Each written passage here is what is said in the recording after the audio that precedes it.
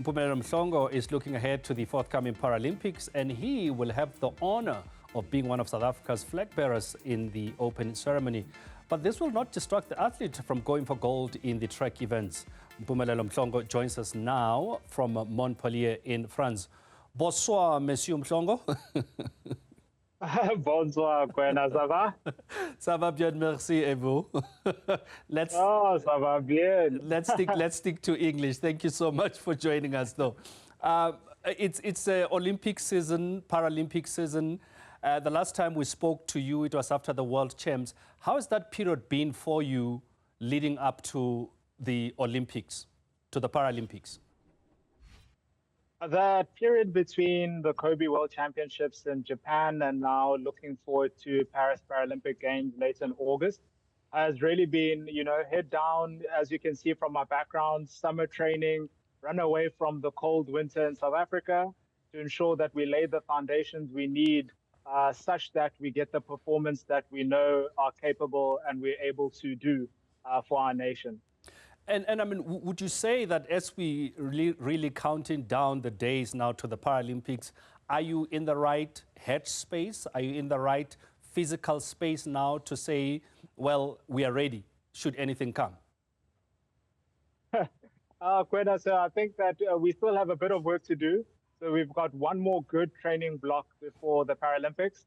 But what I can say is that, being around all the Olympians here at the training camp, because the Australian and New Zealand team have joined South Africa and Montpellier, has really created that excitement to know that, they're on in 6 days, we get to watch their show, and then thereafter it's us to entertain the rest of the world going into September. So we will be ready when we need to be, but yeah, a good space mentally, body has held up, and all we need to do is do the last bit of preparations to sharpen up. You have been on a purple patch, record-breaking, winning gold medals. Do you think this has somehow put a bit of pressure on you going into the Paras? They say that, heavy is the crown of those who lead, eh? But honestly, as Rassi always says, pressure is a privilege. And we also see it that way. I've had much harder things to worry about in life, luckily from my own lived experience. And all this is that if there's a target on my back, you're asking me to go very far away such that you can't see that target. And I look forward to that.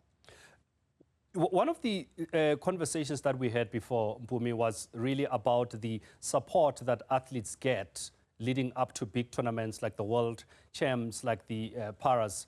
Talk to us about that, and how has it been in terms of support, corporate South Africa coming on board with some of the plans to help you to make sure that you're ready for the Paralympics?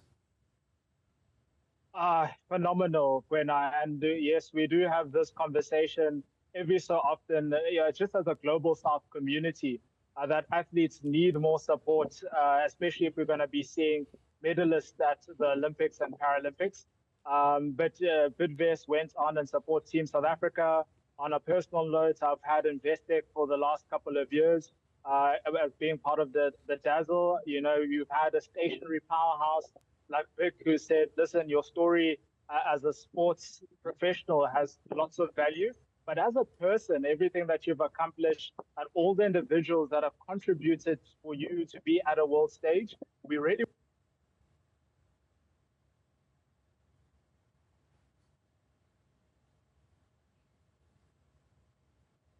All right, we seem to have lost the connection there to Mpumelelo Mhlongo, but he's talking to us really about the preparations for the Paralympics. He is one of those athletes that have been chosen to be the flag bearers, and he was just responding there to a question about the support.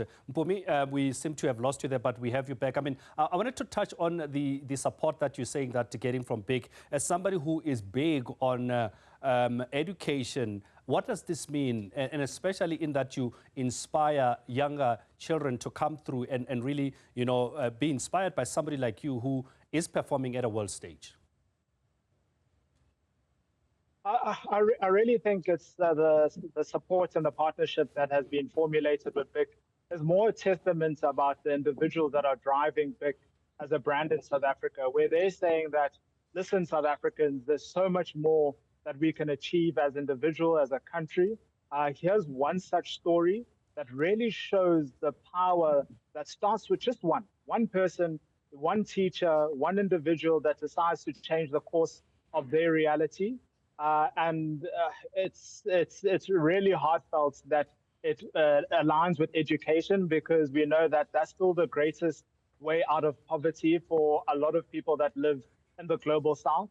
And without education, I may not be here today. I may have never been a Paralympian, and I've had an opportunity to study chemical engineering as a disabled Black child that grew up in a township, which is just phenomenal.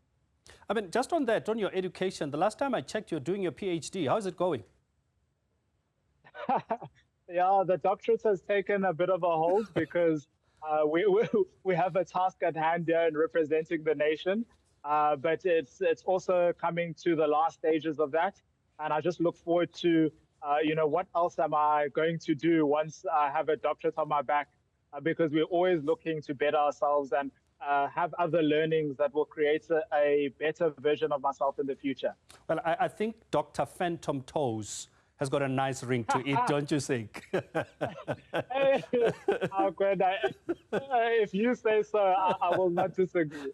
Just before I let you go, though, Mpumi, on a more serious note, I mean, you spoke about still a lot of work that needs to be done before the Paralympics. Just talk to us about that as to exactly what you'll be focusing on to make sure that, you go out there again, as you say, represent the South Africa, the country as best as you can.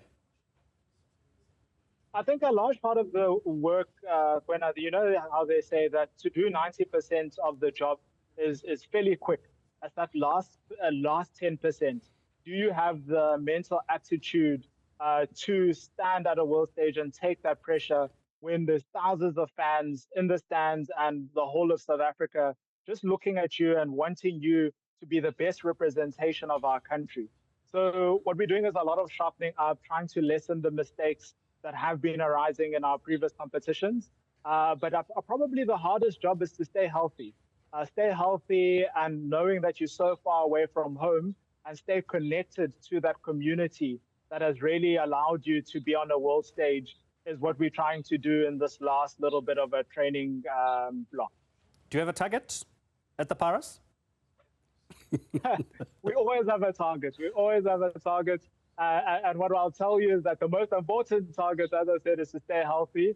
But we're going for those world records, and we're trying to ensure that we sit at the top of that podium for our nation. So you best believe that we're doing everything we can to have that gold medal for South Africa. Phantom Toes, thank you so much for coming through to talk to us. Merci beaucoup. Merci beaucoup.